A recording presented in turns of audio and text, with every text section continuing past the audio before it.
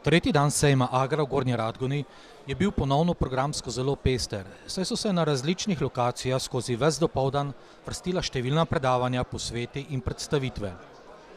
Kot prvo smo obiskali predavanje na temo spodbujanja prehoda v trajnostno rabo fitofarmacevtskih sredstev, ki je potekalo v organizaciji EIT Food Hub Slovenija, Biotehniške fakultete Univerze v Ljubljani in projekta Sprint. Eden od poudarkov predavanja je bila posebna vloga, ki v strategiji prihodnje kmetijske pridelave v Sloveniji igra tovrstno inovacijsko stičišče, saj predstavlja vodilno iniciativo na področju podjetništva in inovacij v živilskem sektorju. Istočasno so v organizaciji Ministrstva za kmetijstvo, gozdarstvo in prehrano potekale predstavitve različnih ukrepov za premagovanje izzivov, povezanih z blaženjem podnebnih sprememb v kmetijstvu.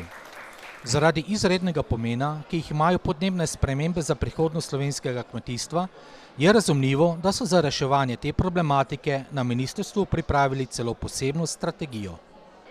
Je pa sejemsko dogajanje posebna priložnost, da se na istem kraju srečajo tako predstavniki najvišjih državnih inštitucij, strokovnjaki za kmetijstvo in tehniko, podjetniki in sejemski razstavljavci ter nenazadnje tudi povsem običajni državljani. Med slednjimi so tudi entuzijasti, ki kmetujejo po načelih spoštovanja ekoloških načel in zakonitosti. Takšna je tudi kmetija Monera, kjer si prizadevajo zlasti za razvoj tako imenovanega regenerativnega kmetovanja. V pogovoru s Tomislavom Gerkešem iz Društva za permakulturo Slovenije so se s pomočjo Zooma nadaljavo pogovarjali o tem, kaj regenerativno kmetovanje sploh je. Danes gostimo na permakulturnem centru pomurskega sejma kmetijo Monera, ki so predstavniki regenerativnega kmetijstva. Pa zdaj, dajte nam mogoče na kratko povedati, kaj bi bilo to čudo regenerativno kmetijstvo.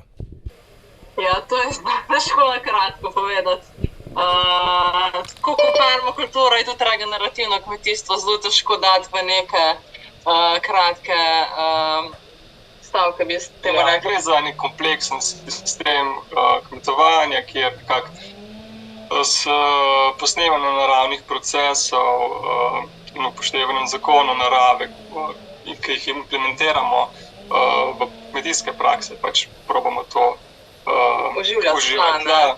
Poudarek je na oživljanju tal. In kako pa na primer vidva oživljata tla? Midva to delava s pomočjo živali, to je najbolj efektivno. Imamo pač kokoši nesnice, kjer jih premikamo, nekako je to premično pašništvo, in tudi imamo pašne piščance, ki delamo po podobnem sistemu, se pravi živali smo dali nazaj na pašnike in jih premikamo po prostoru. Delamo pa tudi, imamo tudi tržni vrt, kjer pač nekako probamo z veliko organske mase oživljati tla in pridelati kakovostno zelenjavo. Spravi, celi ključ je, ko imamo zdrava in živa tla, je vse skupaj drugo lažje in bolj stabilno. Vrt Društva za permakulturo pa so obiskali tudi otroci iz Gornjeradgonskega vrtca, ki so se pod vodstvom gospoda Gerkeša seznanili z nekaterimi osnovami ekološkega kmetovanja in permakulture. Dobar dan, danes imamo obiske otrok iz vrtca Gornje Radgone in so na našem novem prizorišču. Včeraj smo nastavili oziroma zasadili gozdni vrt. Gozdni vrt je v bistvu posnemanje najbolj produktivnega dela narave, spravi gozdnega roba, katerega posnemamo z kulturnimi rastlinami. Evo, in danes smo prišli otroci iz vrtca. Kaj smo delali danes? Danes smo pošišali malo. Kaj smo pošišali? Tu kaj smo delali? Pošišali smo zemljo. Dobro, še kaj smo delali?